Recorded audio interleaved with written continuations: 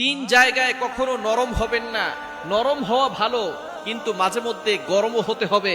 আবু বকর সিদ্দিক রাদিয়াল্লাহু তাআলা আনহু নরম তবিয়তের সাহাবী, কিন্তু তিনি সব সময় নরম থাকতেন না, কিছু কিছু জায়গায় তিনি গরম হয়ে যেতেন। সুতরাং তিন জায়গায় নরম হওয়া যাবে না। এক নাম্বার হচ্ছে সত্য কথা বলতে গিয়ে কখনো নরম হবেন না। আপনি সত্য কথা, আপনি আপনার বুক ফুলিয়ে সত্য কথা বলবেন। দ্বিতীয় নাম্বার, আপনার মায়ের ব্যাপারে কেউ উল্টা পাল্টা কথা বললে, আপনার বাবার ব্যাপারে কেউ উল্টা কথা বললে, আপনার স্ত্রীর বিরুদ্ধে কেউ কথা বললে, তখন আর নরম থাকবেন না। তখন আপনাকে ঢাল হয়ে পিতামাতা এবং স্ত্রীকে হেফাজত করার দায়িত্ব আপনাকে আল্লাহ তাআলা দিয়েছেন। সুতরাং আপনি তখন আর নরম থাকলে চলবে না। তিন নাম্বার, নবীজি সাল্লাল্লাহু আলাইহি ওয়াসাল্লামের বিরুদ্ধে কেউ কথা বললে, কোরআনের বিরুদ্ধে কেউ কথা বললে, আল্লাহর বিরুদ্ধে কেউ কথা বললে, তখন আর নরম থাকবেন না, তখন আপনি গরম হয়ে যাবেন। এটাই হচ্ছে নবীজি সাল্লাল্লাহু আলাইহি ওয়াসাল্লামের সাহাবায়ে কেরামদের আদর্শ।